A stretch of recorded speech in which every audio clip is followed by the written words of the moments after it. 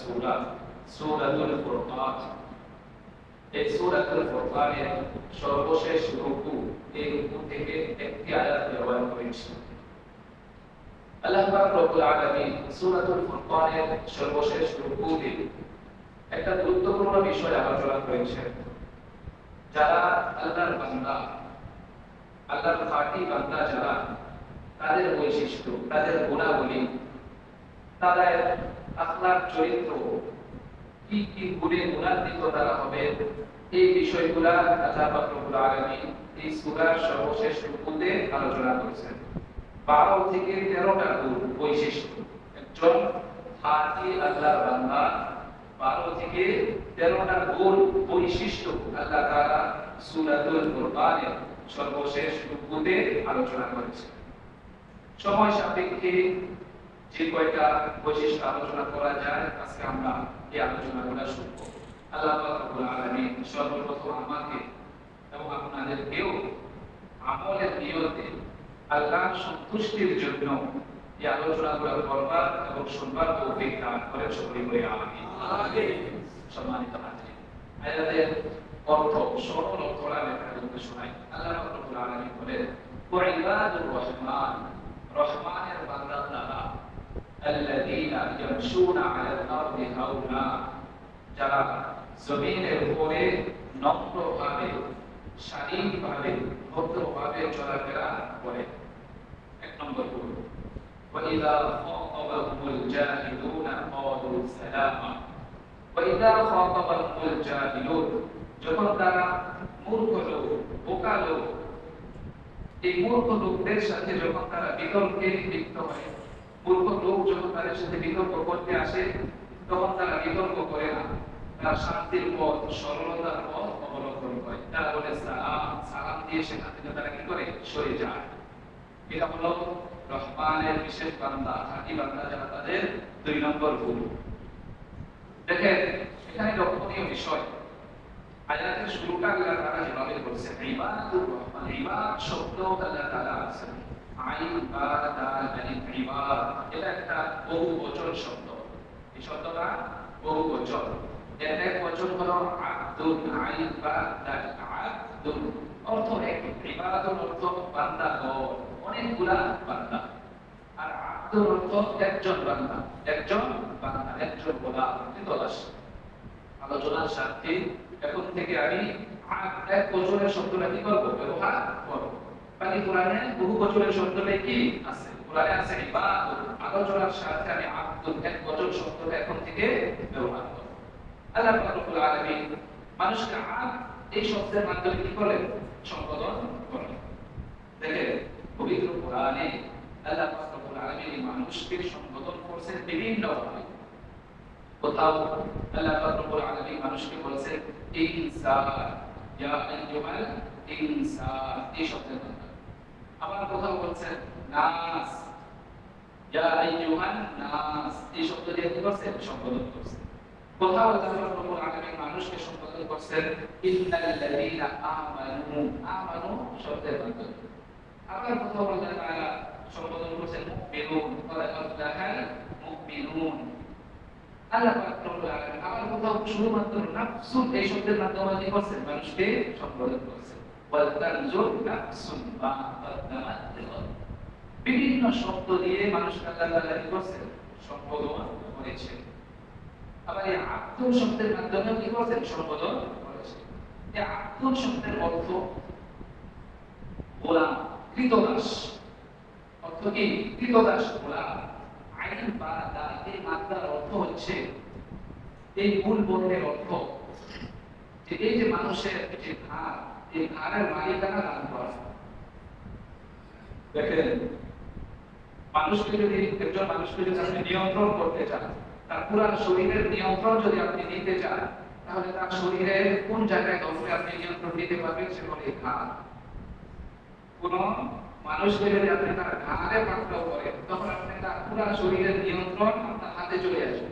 যদি আপনি তার হাতে ধরেন, পুরো শরীর কি করতে পারবেন না, নিয়ন্ত্রণ করতে পারবেন না। একটা ঝাঁকুনি দিয়ে সে কি করবে, ছুটে যাবে। আবার যদি তার পায়ে ধরেন, এইখানে ধরে আপনি কি করতে পারবেন, একজন মানুষকে পুরোপুরি আপনি নিয়ন্ত্রণ করতে পারবেন না। কিন্তু যদি একজন মানুষকে ঘাড়ে ধরে হাত, এই যে মেরুদণ্ডের যে হাত ঘাড়ের উপর, এইখানে ধরলে তার পুরো নিয়ন্ত্রণ আপনার হাতে চলে আসবে। আপনি তাকে যেভাবে খুশি সেভাবে করতে পারবেন, নিয়ন্ত্রণ করতে পারবেন। এই আব্দুল শব্দের অর্থ হচ্ছে এই যে হাত, মেরুদণ্ডের মালিকানা দান করার নাম কি? আব্দ। এই মেরুদণ্ডের মালিকানা দান করার নাম কি? আব্দ। যে নিজেকে বলে আমি আব্দ, অর্থ হলো আমি আমার মালিকানা কি করলাম, যিনি আমার মনিব তাকে আমি দান করে দিলাম। এখন তো এই প্রচলন নাই, পূর্বের জমানায় এই প্রচলন ছিল যে গোলাম বাজারে বেচা বিক্রি হতো, গোলাম কি হতো, বাজারে বেচা বিক্রি হতো। তখন যারা ধনী মানুষ তারা বাজার থেকে গোলাম কিনে আনতো, কৃতদাস কিনে আনতো। এই যে কৃতদাস কিনে আনলো, এই কৃতদাস এই গোলামের নিজস্ব কোনো চাহিদা থাকতে পারবে না, তার নিজের ব্যক্তি স্বাধীনতা থাকতে পারবে না। তার মনিব, তার মালিক যেভাবে তাকে পরিচালনা করবেন তিনি সেভাবে কি হবে, পরিচালিত হবেন। যদি মনিব বলে যে তুমি সারা রাত বাহিরে দাঁড়ায় থাকবা, এটাই তার ডিউটি। সে বলতে পারবে না যে মনিব আমিও তো মানুষ, আমাকে আপনি কেন সারা রাত বাহিরে দাঁড় করিয়ে রাখবেন। মনিব যদি বলে যে তুমি সারাদিন কিছু খেতে পারবে না, এটাই তার জন্য শিরোধার্য। কারণ কি, সে তার এই যে ঘাড়ের মালিকানা কি করছেন, দান করছেন, মেরুদণ্ডের মালিকানা দান করছেন, পুরা নিয়ন্ত্রণ তার মনিবের হাতে তুলে দিচ্ছেন। এটা হলো আব্দুলের অর্থ। দেখেন, যদিও দুনিয়াবি হাইসিয়তে এই আব্দুল শব্দটা নির্দিষ্ট অর্থে ব্যবহার করে, আমরা যখন বলি লোকটা গোলাম তখন কি হয়, একটু নির্দিষ্ট মনে হয়, সাধারণ মানুষের তুলনায় একটু কি লাগে, নির্দিষ্ট, কৃতদাস, গোলাম। কিন্তু এই আব্দুল শব্দটা, এই গোলামটাকে যখন আল্লাহর দিকে সম্বোধন করা হয় তখন এটা হয়ে যায় দুনিয়ার সব থেকে সম্মানের শব্দ। সমস্ত মুফাসসিরিন ইকরাম বলেন একমত, আল আব্দু লিত-তাশরীফ, যদি এই আব্দ এটা যদি আল্লাহর সাথে সম্পৃক্ত হয় তখন এটা হবে সম্মানের, তখন এটা কি হবে, সম্মানের। কারণ কেন সম্মানের হবে, কারণ এই সম্বোধনটা কার দিকে হয়েছে এটা খেয়াল করতে হবে। সম্বোধনটা হয়েছে কার দিকে, দুনিয়ার মালিক যিনি, গোটা দুনিয়ার স্রষ্টা যিনি, তার দিকে কি হয়েছে, সম্বোধন হয়েছে। তিনি যেমন উত্তম, তার গোলাম যিনি হবেন, তার কৃতদাস যিনি হবেন, তিনিও কি হবে, উত্তম হবেন। আল্লাহ তাআলা সবার থেকে উত্তম, আর আল্লাহর গোলাম যিনি, আল্লাহর আব্দ, আল্লাহর কৃতদাস যিনি, তিনি অন্যান্য সব কৃতদাসের মধ্যে সবার থেকে উত্তম। উদাহরণ দিলে বুঝবেন, আমাদের বাসা বাড়িতে কাজের লোক থাকে না, বিভিন্ন গৃহ পরিচারিকা, কাজের লোক থাকে। একজন ধনী মানুষ, শিল্পপতি, তার বাড়ির যে কাজের লোক আর মনে করেন একজন সাধারণ বাড়ির কাজের লোক, দুজন কিন্তু সমান না। কারণ যে ধনী মানুষ, যে গৃহ পরিচারিকা ধনী মানুষের বাড়িতে থাকে, তার খাওয়া দাওয়া, তার পোশাক পরিচ্ছদ কি হয়, একটু ভালো হয়। কারণ যিনি ময়দার রুটি খায় সে তো তার কর্মচারীকে কমপক্ষে আটার রুটিও খাওয়াবে, তাই না? আর যিনি নিজে খায় জবের রুটি, সে তার কর্মচারীকে কি খাওয়াবে? এই জন্য মনিব যত বড়, তার গোলামে, তার কৃতদাসের সম্মানটাও কি হয়, তত বেশি হয়। এই জন্যই বলা আল আব্দুল লিত-তাশরীফ। এই আব্দুল শব্দ যদি আল্লাহর দিকে সম্পৃক্ত হয় তখন এই আব্দুলের অর্থ হয় কি, সম্মান। তখন আর এটা নিম্ন শ্রেণীর থাকে না। এজন্য আল্লাহ রাব্বুল আলামিন মানুষকে পরিচয় করালেন কিসের সাথে, আব্দুল, আমার বান্দা বলে। একটা কথা মনে রাখবেন, দুনিয়াতে যিনি যত বড় আল্লাহর আবেদ হবে, আল্লাহর গোলাম হবে, তিনি দুনিয়াতে তত বেশি সম্মানিত হবে। বলেন সুবহানাল্লাহ। যিনি যত বড় আবেদ হবেন আল্লাহ, তিনি দুনিয়াতে কি হবেন, তত বেশি সম্মানিত হবেন। এবং আল্লাহর সাথে মানুষের যতগুলো সম্পর্ক আছে তার মধ্যে সবথেকে শ্রেষ্ঠ এবং উত্তম সম্পর্ক হলো এই উবুদিয়তের সম্পর্ক, গোলাম আর মুনিবের সম্পর্ক। আল্লাহর সাথে আপনার আত্মীয়তার সম্পর্ক, এটা কখনোই কিনা সম্ভব না। আল্লাহর সাথে আপনার বন্ধুত্বের সম্পর্ক কিনা সম্ভব না। বন্ধু কে হয়, দুজন সমপর্যায়ের মানুষ হতে হয় বন্ধু হওয়ার জন্য। এই জন্য আল্লাহর সাথে বন্ধুত্বের সম্পর্ক, এটাও কিনা আল্লাহর শানে উপযুক্ত না। কিন্তু আল্লাহর সামনে যেটা উপযুক্ত সেটা হলো গোলামের সম্পর্ক। তিনি আমার মনিব, আমি তার গোলাম। তিনি আমার মনিব, আমি তার গোলাম। এটা হলো আল্লাহর সাথে বান্দার সবথেকে সুন্দর এবং সবথেকে উপযুক্ত সম্পর্কের নাম। এজন্য বললাম দুনিয়াতে যিনি আল্লাহর যত বড় আবেদ, আল্লাহর যত প্রকৃত দাস, দুনিয়াতে তার সম্মান তত বেশি। আল্লাহ রাব্বুল আলামিন তাকে বান্দা বলে কি করে দেন, তাকে বান্দা বলে পরিচয় দান করে। দেখেন আল্লাহর হাবিব সাল্লাল্লাহু আলাইহি ওয়াসাল্লাম তিনি দুনিয়ার মধ্যে সবথেকে বড় পরহেজগার ছিলেন। তিনি আল্লাহর পাশাপাশি তিনি আল্লাহর সবথেকে বড় গোলামও ছিলেন। কি বলে আল্লাহর নবী, তিনি দুনিয়ার মধ্যে সবথেকে বেশি সম্মানিত, তিনি দুনিয়ার মধ্যে সবথেকে বেশি পরহেজগার, তার আমলের পাল্লা দুনিয়ার সব মানুষের সবার থেকে বেশি ভারী, পাশাপাশি তিনি কি আল্লাহর সবথেকে বড় গোলাম, আল্লাহর সবথেকে বড় কি গোলাম। দেখেন আল্লাহ পাক রব্বুল আলামিন মুহাম্মদ আরবি সাল্লাল্লাহু আলাইহি ওয়াসাল্লামকে এমন একটা সম্মান দান করছে, যেই সম্মানটা তার আগেও কাউকে দান করেন নাই, তারপরেও কাউকে দান করবেন না, কখনোই না। এমন এক সম্মান আল্লাহ তাআলা মুহাম্মদ আরবি সাল্লাল্লাহু আলাইহি ওয়াসাল্লামকে দান করছেন, এটা কল্পনাও করা যায় না। তার আগে কোন নবী রাসূল, কোন ফেরেশতা, কোন কাউকে আল্লাহ তাআলা এত সম্মানে ভূষিত করেন নাই। সেটা কি? সেটা হলো মুহাম্মদ আরবি সাল্লাল্লাহু আলাইহি ওয়াসাল্লামকে আল্লাহ তাআলা ইসলাম মেরাজ দান করেছেন। আল্লাহ তাআলা নিজের কাছে নবীজিকে কি করেছেন? ডেকে নিয়ে গেছেন। আল্লাহ নিয়ে গেছেন না মসজিদুল হারাম থেকে মসজিদুল আকসা পর্যন্ত আল্লাহ তাআলা রাত্রিকালে কি করেছেন? নবীজিকে ভ্রমণ করাইছেন। এরপরে মসজিদুল আকসা থেকে সিদরাতুল মুনতাহা পার হয়ে লৌহ কলম কুরসি পার হয়ে একেবারে আল্লাহর কাছাকাছি নবীজিকে কি করছে? নিয়ে গেছে। ইনতাহা সিদরাতুল মুনতাহা, ফেরেশতা হযরত জিবরাইল আলাইহিস সালাতু ওয়াস সালাম নবীজিকে সিদরাতুল মুনতাহা পর্যন্ত নিয়ে গেছেন। এরপরে সেখান থেকে স্পেশাল একটা বাহন দিয়া এই বাহন দিয়া নবীজিকে আল্লাহ তাআলা একেবারে নিজের কাছে নিয়ে গেছেন। আল্লাহু আকবার কাবীরা। নবীজিকে আল্লাহ তাআলা কত কাছে নিয়েছেন। কোরআনে আল্লাহ তাআলা বলেন, আমি আমার হাবিবকে এত কাছে নিয়ে আসছি, ফাকানা কাবা কাউসাইনি আও আদনা। কাবা কাউসাইন এই শব্দের অর্থটা সাধারণ তর্জমা করলে বুঝে আসবে না। এটা একটা আরবি বাগধারা। কাবা কাউসাইন এটা একটা কি আরবি বাগধারা। আমরা বিভিন্ন বাংলা বাগধারা বলি না। যেমন যদি কোনো মানুষ এই কুল ওই কুল দুই কুলই হারাইছে, তখন এই জিনিসটা বোঝার দিকে আমরা বলি যে আমও গেছে ছাড়াও গেছে, বলি না? এটা কেন বলি? যে একটা মানুষের কি দুই কুল, এই পাশও সে হারাইছে, ওই পাশও হারাইছে, এখন আর দুই কুল সে কি করছে? হারায় ফেলছে। এটা বুঝাইতে গেলে আমরা কি বলি? যে এই লোকটা কি করছে? আমও গেছে, তার ছাড়াও গেছে। এই যে বাগধারা দিয়ে আমরা বিভিন্ন জিনিস বুঝাই। একটা মানুষ যদি কোনো কিছু বিসর্জন না দিয়া কোনো কিছু অর্জন করে ফেলে, তখন আমরা বলি যে সাপও মারছে লাঠিও ভাগে, বলি না? সাপও মারছে লাঠিও ভাগে, অর্থাৎ কোনো কিছু বিসর্জন না দিয়ে সে কি করছে? এই জিনিসটা পেয়ে গেছে। এই যে বিভিন্ন বিষয়গুলোকে বোঝার দিকে আমরা বাংলা বিভিন্ন বাগধারা বলি। এই কাবা কাউসাইন এটাও একটা আরবি বাগধারা। আল্লাহ তাআলা এই শব্দের মাধ্যমে বুঝাইতে চাইছেন যে ভিন্নধর্মী দুইটা জিনিস এত কাছাকাছি আসে যে এর থেকে বেশি কাছাকাছি আসা আর সম্ভব না। কাবা কাউসাইন আও আদনা, আমি মুহাম্মদ আরবি সাল্লাল্লাহু আলাইহি ওয়াসাল্লামকে আমার এত কাছে নিয়ে আসছি। কাবা কাউসাইন বলা হয় যে ধনুক, চিনেন ধনুক? তীর যখন মারে, এই ধনুকের মধ্যে তীর লাগায়, তীর যখন টান দেয়, তীরের এই দুই পাশ কত কাছাকাছি চলে আসে না?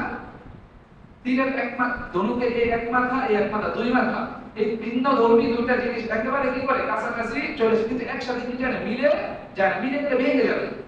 কিন্তু যতটুকু কাছাকাছি আসা, এই ধনুকের দুইটা মাথা কি এত কাছাকাছি চলে আসে যে এর থেকে বেশি কাছাকাছি আসা সম্ভব না। আল্লাহ পাক রব্বুল আলামিন কাবা কাউসাইন শব্দের মাধ্যমে বুঝাইলেন যে আমি আল্লাহ খালেক আর মুহাম্মদ আরবি সাল্লাল্লাহু আলাইহি ওয়াসাল্লাম আমার মাখলুক। এই খালেক আর মাখলুক এত কাছাকাছি হইছে যে এর থেকে বেশি কাছাকাছি হওয়া আর সম্ভব না। অর্থাৎ পুরা সৃষ্টিকুলের মধ্যে মুহাম্মদ আরবি সাল্লাল্লাহু আলাইহি ওয়াসাল্লামকে আমি আমার সব থেকে কাছে টেনে নিয়ে আসছি। বলেন সুবহানাল্লাহ, আল্লাহু আকবার।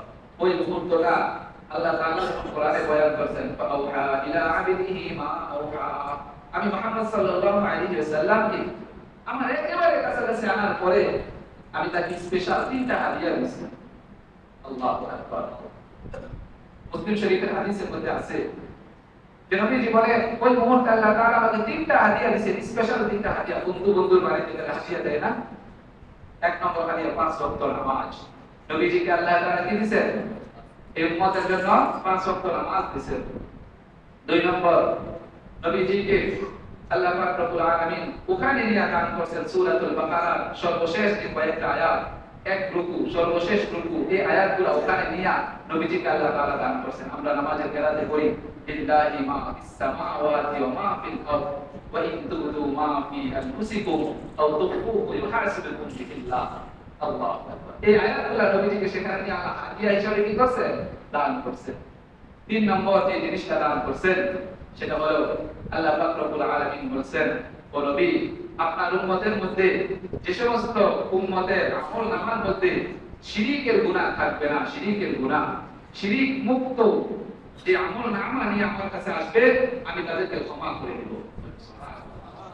যারা আল্লাহর কি করবেন না, আল্লাহর সাথে শিরক করবেন না, তাদেরকে ক্ষমার ঘোষণা আল্লাহ তাআলা সেখানে নিয়ে নবীকে কি করছেন? দান করছেন। এই স্পেশাল 3টা জিনিস নবীকে দান করছেন।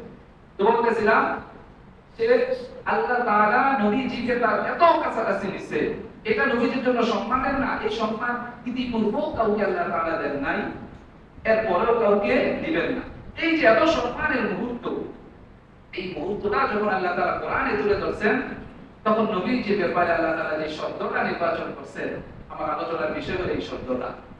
আল্লাহ পাক রব্বুল আলামিন কোরআনে যখন বলছেন যে আমি নবীজিকে আমার এত কাছে নিয়ে আসছি, এত সম্মান দান করছি, তখন নবীজিকে শব্দের মাধ্যমে আল্লাহ তাআলা আমাদের সাথে পরিচয় করাইছেন। সেই শব্দটার নাম হলো আব্দুল।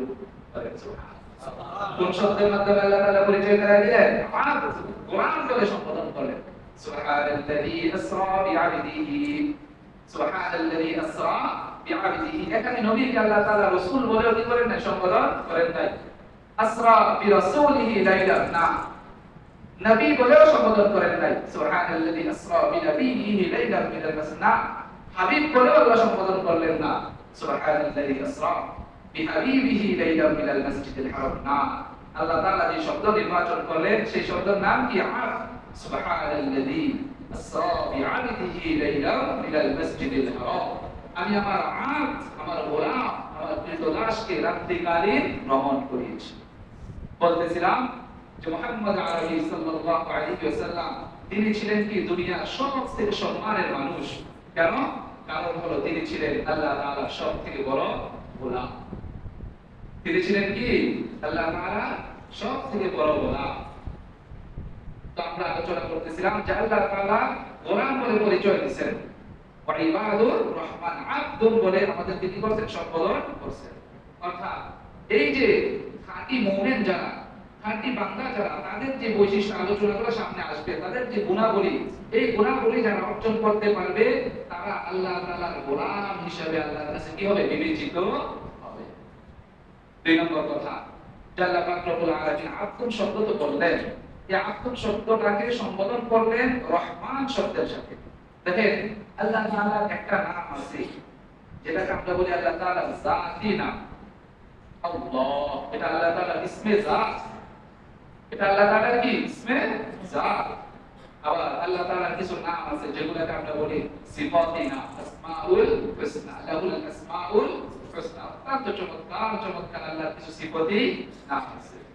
আল খালিক, আল বারিক, আল মুসাব্বির, আছে না? আল গফফার, আল গফুর। আল্লাহ তাআলার কি আছে? অনেক সিফাতি নাম আছে। আল্লাহ তাআলা নিজের জাতের নামের সাথেও রহমান আব্দুল শব্দটাকে সম্পৃক্ত করলেন না। আমরা অনেকগুলো সিফাতি নাম আছে, সব সিফাতি নামের মধ্যে রহমান এই শব্দের সাথেই কেন আল্লাহ তাআলা সম্পৃক্ত করলেন?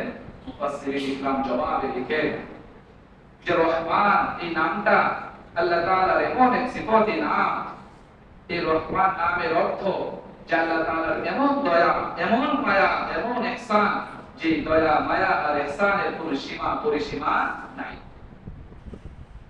আল্লাহর এই রহমান এত দয়া এই নামের মধ্যে আছে যে দয়া কি নাই? কোনো সীমা পরিসীমা নাই। এজন্য বলা হয় রহমানুদ দুনিয়া ওয়া রহিমুল আখিরা।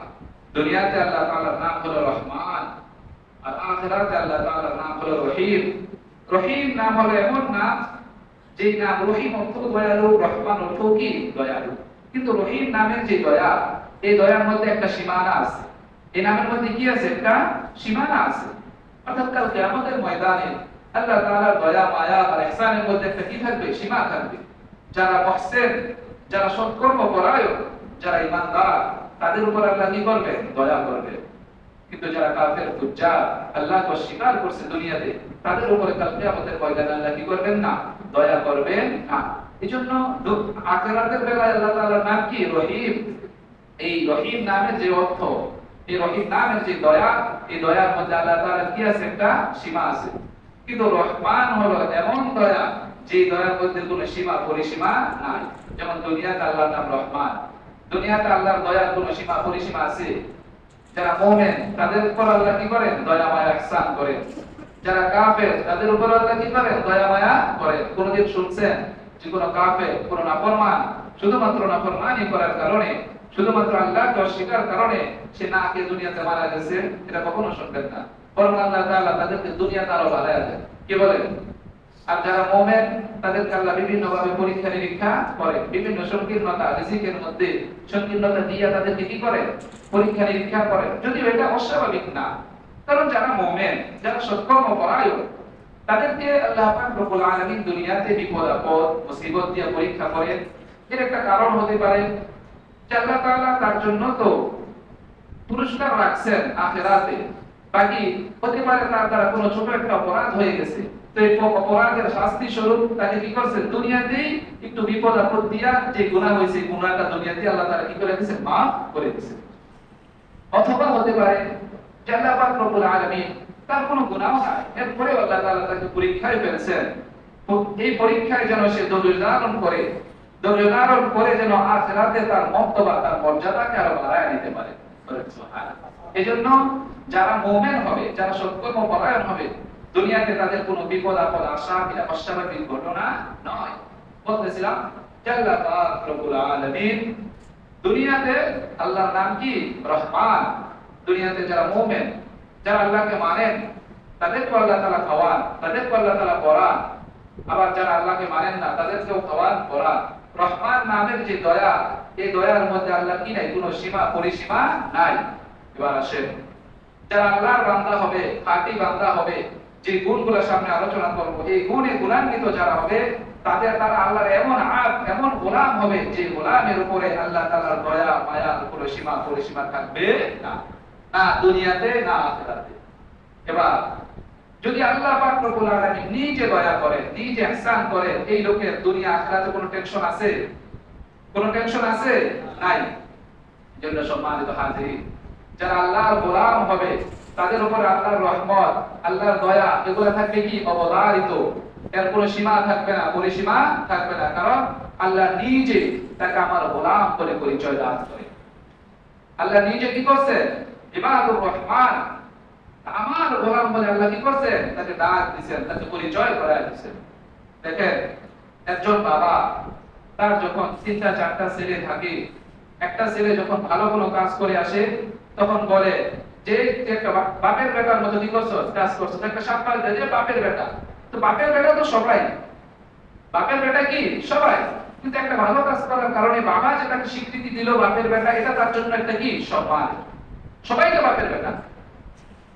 কিন্তু বাবা নিজে কি দিচ্ছেন? স্বীকৃতি দিচ্ছেন। সবাই বাবাকে বলে যে আপনি আমার বাবা, কিন্তু বাবা নিজে যাকে কি দেন? স্বীকৃতি দেন, এটা আমার বেটা। আরো সহজ উদাহরণ দিই।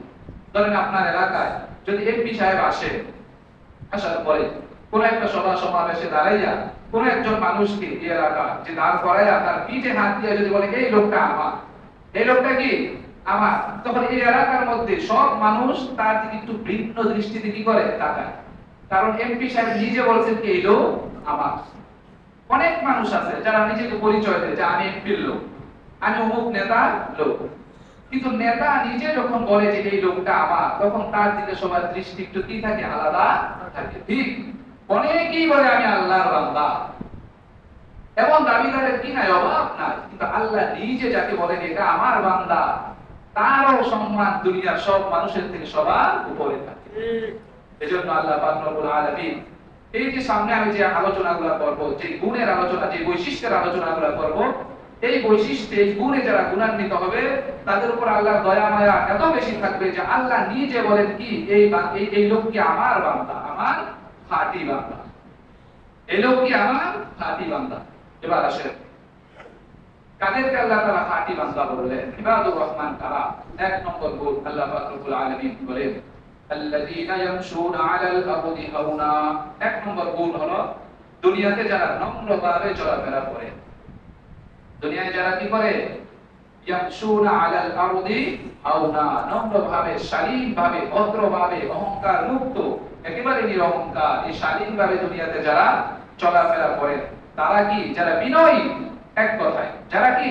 বিনয়ী। বিনয়ের গুণ যাদের ভিতরে আছে তারা কি? আমার বান্দা।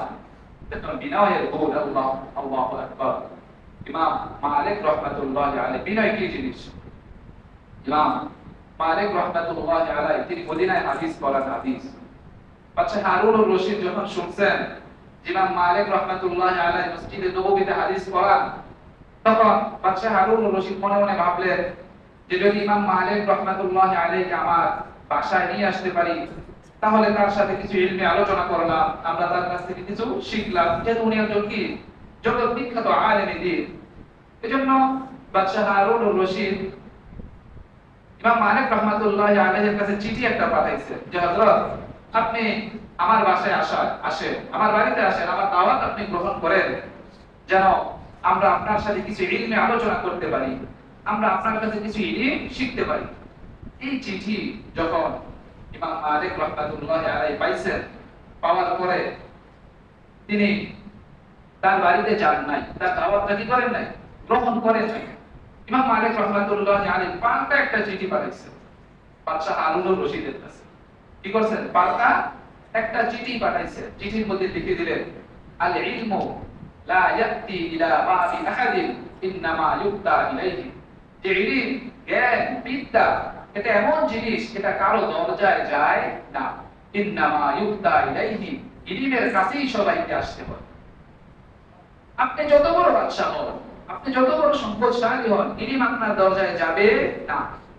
আপনাকে যদি ইলম শিখতে হয়, আপনি যদি জ্ঞান অর্জন করতে চান, তাহলে জ্ঞান যার কাছে আছে তার কাছে আপনাকে যেতে হবে, গিয়ে হাঁটু পেতে বসে সেখান থেকে আপনার জ্ঞান অর্জন করতে হবে। জ্ঞান আপনার বাড়িতে যাবে না। আপনি ইলম ওয়ালাকে, যদি আপনার সম্পদ থাকে, প্রভাব থাকে, প্রতিপত্তি থাকে, আপনি সম্পদ ওয়ালাকে কোথায় আপনার বাড়িতে আনতে পারবেন, কিন্তু ইলম জ্ঞান আপনি কি করতে পারবেন না? অর্জন করতে পারবেন না। আল্লাহু আকবার। এজন্য ইমাম মালিক রাহমাতুল্লাহি আলাইহি অত্যন্ত চমৎকার একটা কথা বলেন। ইমাম মালিক রাহমাতুল্লাহি আলাইহি বলেন আল ইলমু বাখিলু লা ইউতা। যে আল ইলমু বাখিলু, ইলম এটা বড় কৃপণ জিনিস। এটা কি বড় কৃপণ জিনিস? এই যে বিদ্যা, জ্ঞান এটা বড় কৃপণ। লা ইউতা লা ইউতিহি বা'দা হাত্তা তুতিয়া কুল্লা। তুমি তোমার সর্বস্ব এই ইলমের পিছনে, জ্ঞানের পিছনে বিলীন করে দিবা, বিনিময়ে জ্ঞান ইলম তোমাকে অল্প দিবে, অল্প। কি করবা? তুমি তোমার সর্বস্ব এই ইলমের পিছনে বিলীন করে দিবা। আমাদের উস্তাদ একটা কথা বলতো যে দেখো, তুমি ইলমের পিছনে দৌড়াইবা, যখন তোমার গায়ের শক্তি শেষ হয়ে আসবে তখন তুমি হামাগুড়ি দিবা, যখন হামাগুড়ি দেওয়ার শক্তিও শেষ হয়ে যাবে তখন তুমি বুকের উপর ভর করে সামনে আগানোর চেষ্টা করবা। এইভাবে নিজেকে বিলীন করে দিবা, নিজেকে মাটির সাথে বিলিয়ে দিবা। তো ইলম তোমাকে অল্প পরিমাণ দিবে, অল্প। এত কৃপণ ইলম। আল্লাহু আকবার। এজন্য বলা হয় আল ইলমু ইজ্জু। ইলম, জ্ঞান, বিদ্যা এটা একটা ইজ্জত, সম্মান। লা ইয়াহসুলু ইল্লা বিজিল্লিন। কিন্তু এই সম্মান অর্জন করতে হলে লাঞ্ছনা ছাড়া এই সম্মান কি করতে হয়? কি করা যায় না? অর্জন করা যায় না। আল ইলমু ইজ্জুন, ইলম হলো কি? একটা সম্মান।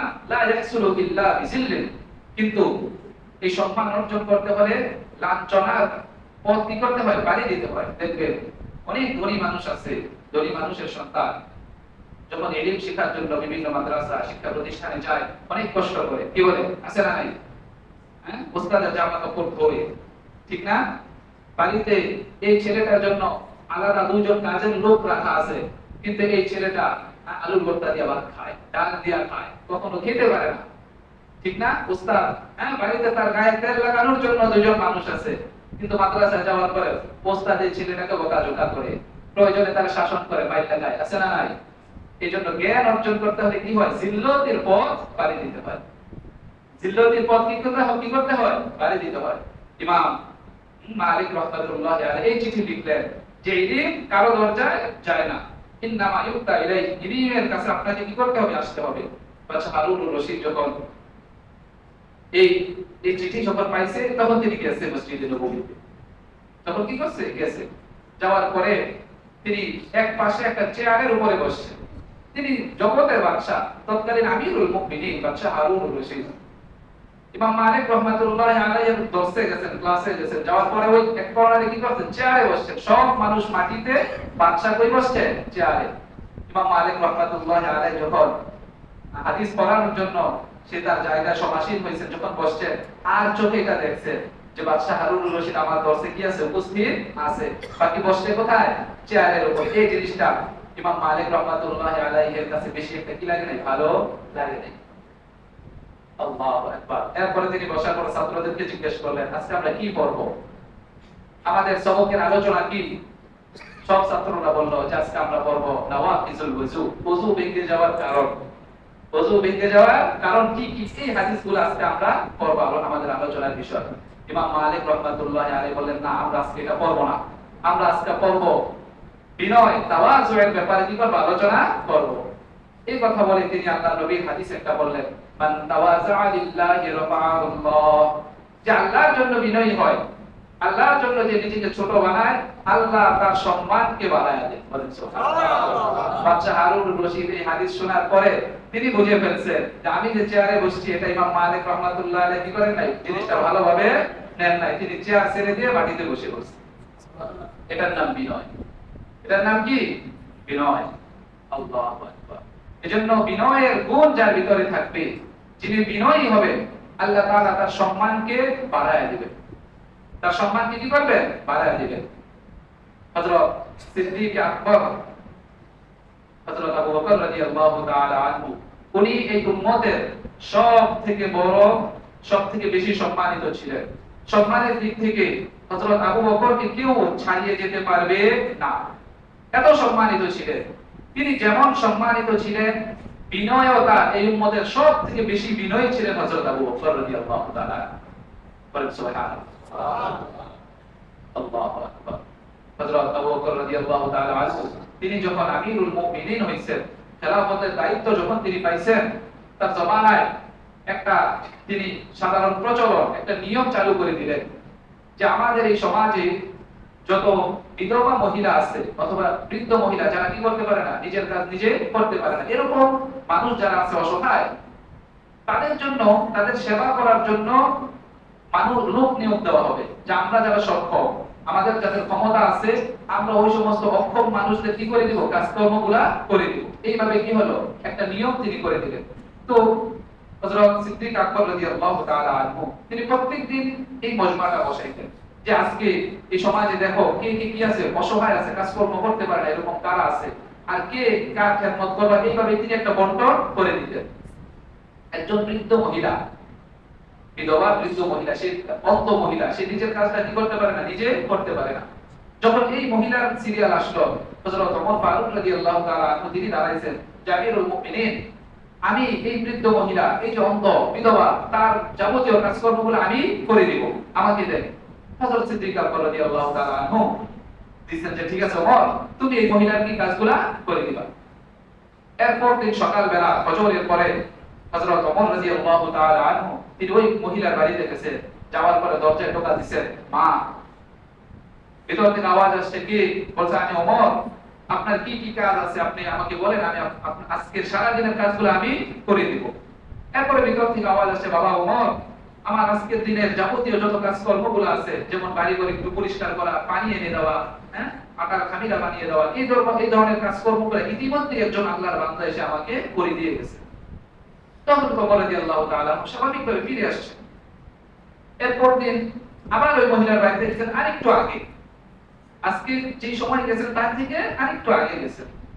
যাওয়ার পরে আবার দরজায় নক দিয়েছেন, আবার ভিতর থেকে আওয়াজ আসলো যে ওমর, আমার বাড়ির আজকের যত কাজকর্মগুলো আছে ইতিমধ্যে একজন আল্লাহর বান্দা এসে আমাকে করে দিয়ে গেছে। এবার হযরত ওমর রাদিয়াল্লাহু তাআলা আনহু ভিতরে একটা সন্দেহ জাগলো, এই কাজগুলো কে করে দেয়া যায়? আজকে তো আরো সকালে আসলাম, এত সকালবেলা কে করে দিয়ে গেল? তিনি মনে মনে ভাবলেন যে আমি আগামীকালকে দেখবো এই কাজগুলা কে করে দেয়। আমি আগামীকালকে আরো আগে আসবো। হযরত ওমর ইবনে খাত্তাব রাদিয়াল্লাহু তাআলা আনহু তিনি এর পরের দিন ফজরের আগে কি তাহাজ্জুদের সময় ওই মহিলার বাড়িতে চলে গেছে। যাওয়ার পরে আল্লাহু আকবার, রাস্তার মধ্যে দেখা হয়েছে চাদর গায়ে দিয়ে, একদম খালি পায়ে চাদর গায়ে দিয়ে একজন লোক কি ওই মহিলার বাড়ি থেকে বের হয়ে আসতেছে। হযরত ওমর রাদিয়াল্লাহু তাআলা আনহু জিজ্ঞেস করছেন, ভাই আপনি কে, এত রাতে বেলা এখানে কি করেন? যখন ওই চাদর উঠাইছে তিনি দেখছেন যে হযরত সিদ্দিক আকবর আবু বকর রাদিয়াল্লাহু তাআলা আনহু তিনি নিজে কি ওই মহিলার কাজকর্মগুলো করে দিয়ে এই শেষ রাতে ফজরের আগে তিনি কি খলিফাতুল মুসলিমিন, সব মুসলমানদের বাদশা, তিনি কি করতেছেন এই শেষ রাতে ওই মহিলার বাড়ির সব কাজকর্ম করে দিয়ে বের হয়ে আসতেছে। এই ঘটনা দেখার পরে হযরত ওমর রাদিয়াল্লাহু তাআলা আনহু অবাক হয়ে গেছে। আবু বকর, আপনি এই মহিলার সমস্ত কাজকর্মগুলো করে দেন? তিনি দুইটা প্রশ্ন করছেন। তার মধ্যে একটা প্রশ্ন যে, আবু বকর আপনার পায়ে জুতা কেন নাই? আপনি খালি পায়ে কেন? এই যে মদিনার যে রাস্তা, পাথরের রাস্তা, এগুলো তো ধারালো পাথর, পায়ে কি লাগে? খালি পায়ে হাঁটতে আঘাত লাগে। আপনার পায়ে জুতা কেন নাই? হযরত সিদ্দিক আকবর রাদিয়াল্লাহু তাআলা আনহু যে উত্তরটা দিয়েছেন, উনি বলছেন যে, ভাই ওমর, আমি কাঠের জুতা খরম পরে এই পাথরের জমিন দিয়ে হাঁটবো, আর এই ঠক ঠক আওয়াজে যদি মদিনাবাসীর ঘুম ভেঙে যায়, তা আমি আল্লাহর কাছে গিয়ে কাল কিয়ামতের ময়দানে কি জবাব দেব? আমার জুতা পরবো, এই জুতার আওয়াজে যেন কোনো মানুষের ঘুম ভেঙে না যায়, এজন্য আমি খালি পায়ে এই পাথরের ধারালো জমিন দিয়ে কি করি, খালি পায়ে হাঁটি, জুতা পায়ে দেই না। কি পরিমাণ বিনয় তাদের ভিতরে ছিল বলেন, এই পরিমাণ বিনয় তারা ছিলেন। আল্লাহু আকবার। এজন্য প্রত্যেক কাজে বিনয় চাই, বিনয়। নিজেকে কি চাই? ছোট রাখা চাই। একজন আল্লাহওয়ালা বুজুর্গ ছিলেন হযরত বকর ইবনে আব্দুল্লাহ আল মুজানি রাহমাতুল্লাহি আলাইহি, তিনি শিখাইছেন যে বিনয়, নিজেকে ছোট করে কিভাবে রাখতে হয়। তিনি বলেন, হযরত বকর ইবনে আব্দুল্লাহ আল মুজানি রাহমাতুল্লাহি আলাইহি তিনি বলেন যে, মানুষ তুমি যখন তোমার থেকে শ্রেষ্ঠ অথবা তোমার থেকে বড়, বয়সে বড় এরকম কোন মানুষ যখন তুমি দেখবা, তখন নিজেকে এটা বলবা যে এই মানুষটা নেক আমলের দিক থেকে আমার থেকে অনেক উপরে। এই লোকটা কি, যেহেতু আমার থেকে বয়সে বড়, আমার থেকে বয়স তার বেশি, নেক আমল ইমান আখলাকের দিক থেকে আমার থেকে তিনি কি অনেক অগ্রগামী। এটা স্বাভাবিক। যেমন আমার বয়স 30, আপনার বয়স 50, এই যে 20 বছর, এই 20 বছর আপনি অনেক ইবাদত বন্দেগী করছেন না? 20 বছরে 20টা রমজান মাস আপনি পাইছেন, 20টা লাইলাতুল কদর আপনি পাইছেন, কত হাজার রাকাত নামাজ আপনি আমার থেকে বেশি করছেন না? তাহলে স্বাভাবিকভাবে কি নেক আমলের দিক থেকে আপনি আমার থেকে কি হবে? অগ্রগামী হবে। নিজেকে এইভাবে ছোট রাখবা। আবার যখন বয়সে তোমার থেকে ছোট কোন মানুষকে তুমি দেখবা, তখন নিজেকে এটা বলবা যে, হায়, এই যে মানুষটা যে বয়সে আমার থেকে ছোট, গুনাহ করার দিক থেকে, আল্লাহর নাফরমানি করার দিক থেকে, আল্লাহর নাফরমানি আর গুনাহ এই লোকটার থেকে আমার আমলনামায় বেশি আছে। কারণ আমার হায়াত তার থেকে বেশি, আল্লাহর বিধিবিধান তার থেকে বেশি আমার উপর আরোপিত হয়েছে, আর আল্লাহর বিধিবিধান তার থেকে বেশি আমি ছেড়েও দিয়েছি। তার গুনাহ কি, আমার গুনাহ তার থেকে বেশি। যখন কোনো বড় মানুষ দেখবা, তখন কি বলবা যে এই লোকটা আমার থেকে নেক আমলের দিক থেকে এই লোকটা আমার থেকে অনেক অগ্রগামী। আর যখন কোনো ছোট মানুষ, বয়সে অল্প এমন মানুষ দেখবা, তখন নিজেকে এটা বলবা যে গুনাহের দিক থেকে এই ছোট মানুষটার থেকে গুনাহ আমার অনেক বেশি। এইভাবে নিজেকে কি করবা? ছোট বানায় রাখবা। আল্লাহু আকবার। এইভাবে নিজেকে বিনয়ী করবা, নিজেকে মানুষের কাছে কি করবা? ছোট বানায় রাখবা। আল্লাহু আকবার। এক হাদিসে নবী পাক সাল্লাল্লাহু আলাইহি ওয়াসাল্লাম বলেছেন, ইন্নাল্লাহা রাফিক ওয়া ইউহিব্বুর রিফকা। আল্লাহ নিজে সহনশীল, আল্লাহ তাআলা কোমল, আর এই কোমলতা কি আল্লাহ তাআলা কি করেন? পছন্দ করেন। যাদের চরিত্র কোমল, যাদের চলাফেরা কোমল, নমনীয়, নম্র, তাদেরকে আল্লাহ কি করে? মহব্বত করেন, ভালোবাসেন। অন্য হাদিসে বলেছেন, ইন্নাল্লাহা ইউহিব্বুর রিফকা ফি আমরি কুল্লি। প্রত্যেক কাজের মধ্যে আল্লাহ তাআলা কি করেন? কোমলতাকে পছন্দ করেন। কঠোরতা, রুক্ষতা এগুলোকে আল্লাহ কি করেন না? পছন্দ করেন না। যারা রুক্ষ মেজাজের, কঠোর মেজাজের, তাদেরকে আল্লাহ কি করেন না? পছন্দ করেন না। দেখেন, আমরা বলি যে কোনো জায়গায় একটু ছাড় দিতে হয়, ভালো আচরণ করতে হয়, আবার কোনো জায়গায় একটু কঠিন হতে হয়, ধমক লাগায় দিতে হয়। কিন্তু এই হাদিস বলে ফি আমরি কুল্লি ইউহিব্বুর রিফক। আল্লাহ তাআলা কোমলতাকে প্রত্যেক কাজে, নিজের ব্যক্তি জীবন, নিজের পরিবারকে পরিচালনা করতে গিয়ে সামাজিকভাবে এমনকি যুদ্ধের ময়দানেও সব জায়গায় কোমলতাকে আল্লাহ তাআলা কি করে পছন্দ করে। যে কাজের মধ্যে কোমলতা থাকে, বিনয় থাকে, সেই কাজটা সৌন্দর্যমণ্ডিত হয়। হযরত আম্মা জান আয়েশা সিদ্দিকা রাদিয়াল্লাহু তাআলা আনহাকে উদ্দেশ্য করে নবীজি বলেন, আলাইকি বিররিফ আয়েশা, তুমি সহনশীল হও, কোমল হও, বিনয়ী হও। ইন্না রিফকা মা কানা ফি শাইইন ইল্লা জান, কারণ যে কাজের মধ্যে কোমলতা থাকে, বিনয় থাকে, ইল্লা জান, ওই কাজটা সৌন্দর্যমণ্ডিত হয়। ওয়া নুজিআ মিন শাইইন ইল্লা শান, আর যে কাজের মধ্যে বিনয় থাকে না, কোমলতা থাকে না, ওই কাজটা সৌন্দর্য হয় না। স্বাভাবিকভাবে আপনি যখন একটা ভালো কথা আপনার সন্তানকে যখন আপনি শাসন করবেন, এই ছেলেটা নামাজ পড়ে না, নামাজি না, এই ছেলেটাকেও যদি আপনি শাসন করেন, যদি এখানে বিনয় থাকে, যদি তাকে একটু বুঝ পরামর্শের মাধ্যমে তাকে আদর করে যদি বলেন, তাহলে সত্যের পথে উপদেশও দেওয়া হলো, কাজটাও কি হলো সুন্দর হলো। আবার এই একই কথা যদি আপনি ধমক দিয়ে বললেন, একটা আঘাত করে বললেন, এখানে সত্যের পথে আদেশ হইল কিন্তু ওই যে বিনয় নাই, এজন্য কাজটা কি হইল না, সুন্দর হইল না। এজন্য প্রত্যেক কাজ, যে কাজের মধ্যে বিনয় থাকবে, কোমলতা থাকবে, এই কাজটা কি হবে সৌন্দর্যমণ্ডিত হবে।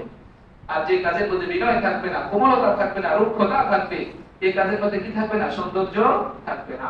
হযরত লুকমান আলাইহিস সালাতু ওয়াস সালাম তার সন্তানকে যখন তিনি উপদেশ দিবেন, অকসিদ ফি মাশি, তুমি এমন ভাবে চলো, এমন ভাবে তুমি চলো, তোমার চলার মধ্যে যেন কি কোনো উগ্রতা প্রকাশ না পায়, অহংকার যেন প্রকাশ না পায়। মধ্যম পন্থা কি করো, অবলম্বন করো। ওয়াকতুব বিন সাউতিক, যখন কথা বলো তখন তুমি তোমার গলার স্বরকে নিচু রাখো, নিচু, উচ্চ সুরে কি করো না, কথা বলো না। গলার কণ্ঠকে নিচু করো, তুমি উচ্চ কণ্ঠে একদম হামকাম করে তুমি কথা বলো। আল্লাহ তাআলা বলেন, ইন্না আনকারাল আসওয়াত লাসাউতুল হামির, চতুষ্পদ জন্তুর মধ্যে সবথেকে অপ্রীতিকর শব্দ হলো গাদার শব্দ। তুমি যদি চিল্লায় কথা বলো, অর্থাৎ এটা হলো কি গাদার আওয়াজ, এটা গাদা। আল্লাহ তাআলা কি করছেন, যারা উচ্চ মেজাজের উচ্চ গলায় কথা বলে তাদের এটাকে তুলনা করছে কার সাথে, গাদার সাথে, গাদা। এজন্য হযরত লুকমান আলাইহিস সালাম বলেন কি, ওয়াকসিদ ফি মাশি ওয়াকদুদ মিন সাউতিক, যখন হাঁটবা চলবা তখন কি বিনয়ী ভাবে চলবা, নম্রভাবে চলবা, ভদ্রভাবে চলবা। উগ্রতার সহিত কি করবে না, চলাফেরা করবে না। যখন কথা বলবা তখন উচ্চ সুরে কথা বলবে না, মিডিয়াম আওয়াজে কথা বলবা, বলার সুরকে কি করবা, নিচু রাখবা। এজন্য সকাল হাজির বলতেছিলাম, এই বিনয়ের গুণ, তাওয়াজুয়ের গুণ যারা অর্জন করবে তারা হবে কি আল্লাহ খাঁটি বান্দা, যাদেরকে আল্লাহ নিজে আমার বান্দা বলে কি এর পরিচয় দেন। তাদের এক নম্বর গুণ হলো কি, তারা বিনয়ী হবে, বিনয়ী। তারা কি হবে, বিনয়ী হবে, উগ্র মেজাজের হবে না। প্রত্যেক কাজে, প্রত্যেক কথায় তারা নম্রভাবে প্রত্যেকটা কাজ করবে, প্রত্যেকটা কথা তারা কি বলবে, নম্রভাবে বলবে। সময় সংক্ষিপ্ত, আবার ভিন্ন আরেকদিন আলোচনা করব ইনশাআল্লাহ। আল্লাহ পাক রব্বুল আলামিন যে আলোচনাগুলো করলাম আমাদেরকে বোঝার ও আমল করার তৌফিক দান করেন, সকলেই করি আমিন।